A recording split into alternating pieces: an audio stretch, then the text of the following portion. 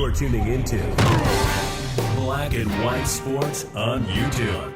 The no-holds-barred truth on sports. The main event starts now. Well, Black and White Sports fans, if you are associated with LeBron James, if you were a friend or are a friend of LeBron James, you cannot have any negative criticism of his son Bronny, because it's going to end your relationship with LeBron James. Now, Stephen A. Smith has been pretty vocal about his relationship with LeBron James. It does not exist. Now, this actually does go back further than 10 years, but we saw what LeBron James did on that sideline at a Laker game. He got into the face of Stephen A. Smith and cursed him out over his criticism of Bronny James and his game. Now, Stephen A. was not taking a shot at Bronny James as a person. Stephen A.'s job is actually to critique Bronny's play on the basketball court. And newsflash, Bronny isn't very good. I think we all know that. He should have never been drafted in the NBA. He's much better off in the G League. And he actually had some success in the G League, but the G League is not even close to the NBA. Bronny wasn't really good at USC. He wasn't. He averaged like 4 or 5 points per game. But because of LeBron James's influence, the Lakers drafted Bronny with the 55th pick. Now, this actually brings us to Kendrick Perkins, who was a friend of LeBron, a teammate of LeBron, and Kendrick Perkins works where? At ESPN. His job is to critique players in the NBA. Now, I don't believe that Perk is that good on ESPN, but no doubt about it, he does know basketball. He can actually see the same thing that we've been seeing, and he knows that Bronny really ain't ready for this. Actually, guys, in this clip we're going to go over, Perk actually talks about how Bronny shouldn't have been a McDonald's All-American. That Bronny was actually elevated above a guy from me and Perk's hometown. We're both from Beaumont, Texas. This one guy was averaging 30 and was actually ranked ahead of Bronny. And Bronny, some kind of way, got elevated above him. Yeah.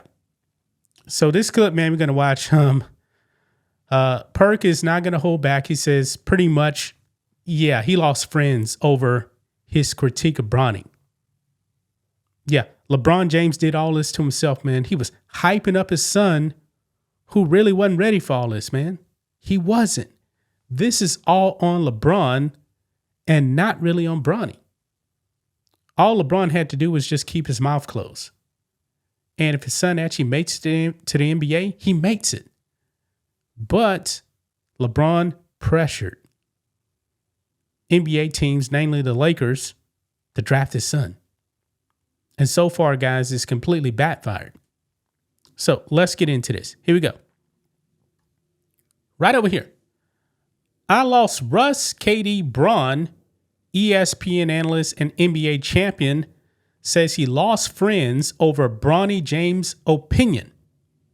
Now, Perk is from Beaumont, and he led Ozan, which is no longer a school in Beaumont. It's actually called Beaumont United now because they merged with Central High School, and Ozan Central School I actually went to. But he led Ozan to a state title, and he was drafted high in the NBA draft, and he did win a title. Okay? But he was once friends with LeBron James, and now it's over with. It's over. Let's listen to this clip, guys, right here. Here we go. How does it feel to not have to be biased in a field where you got to speak the truth in the ESPN field? Because you lose relationships, Perk. Yeah. You lose. I done saw the feud. They get I done saw the feud with KD. I seen the tweets. I done seen the unfollows. I done seen the tweets. And you done felt it too. Hey, man, motherfuckers ain't calling you, sending invites. Yeah. Due to the strength of the ESPN, how do you feel? And if there's any rebuttal to anything that you said or any regrets or like, how do you feel in that space when you do that?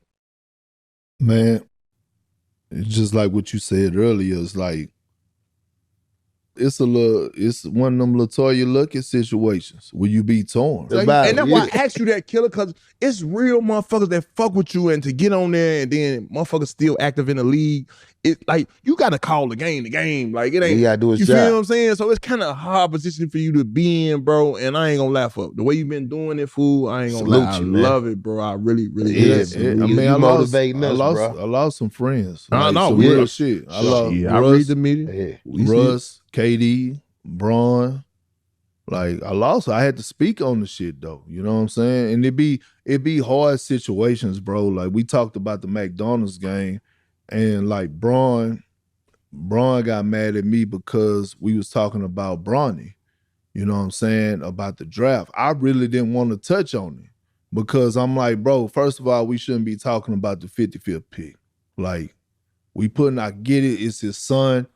But then we get to diving into it, and then next thing you know, sometimes you get that microphone in front of you or that, you know what I'm saying? It's like, now I got to go all the way there. It's like, man, look, man, we know what it is, man. It been that way. You know, Bronny wasn't supposed to be a McDonald's All-American. You know what I'm saying? I say this, but it's real because in the history of it, we don't know too many people that average 14 points that's a Mickey D's All-American. Yeah. You know what I'm saying? I don't even believe he made All-State in California. I'm not trying to shit on him. I'm keeping it real. If you speak in basketball history, on the come up with things, you gonna speak on that. But on the flip side of it, I got a little kid that was in Bronny class that was ranked above Bronny from my hometown in Beaumont named Wesley Yates.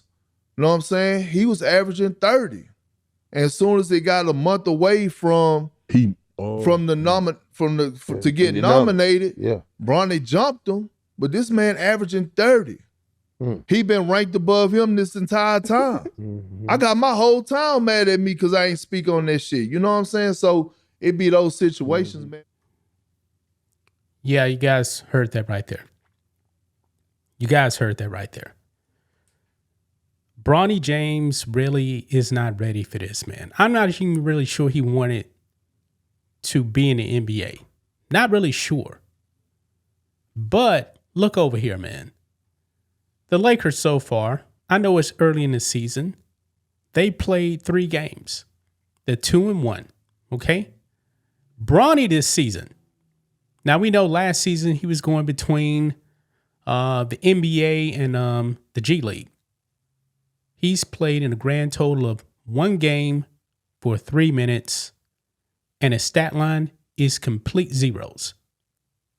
Complete zeros. So I don't believe he's really improved. I really don't, man. This is embarrassing, man. This is why, you know, when people that LeBron James knows, the Stephen A. Smiths, the Kendrick Perkins, when they criticize Bronny as a player, he gets triggered. He gets absolutely triggered, man.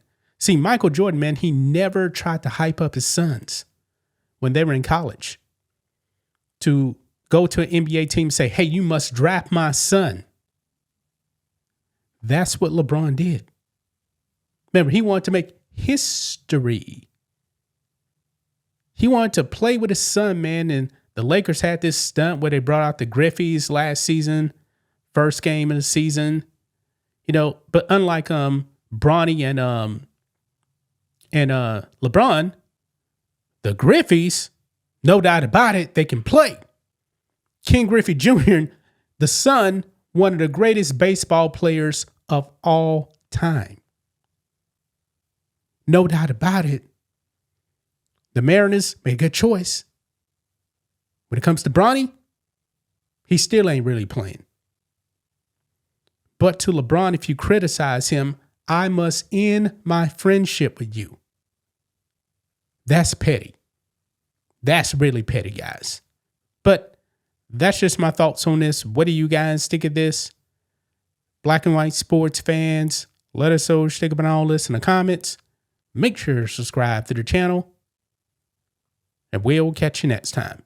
Thanks for watching the show. Be sure to like, comment, and subscribe. Be sure to tune in next time on Black and White Sports.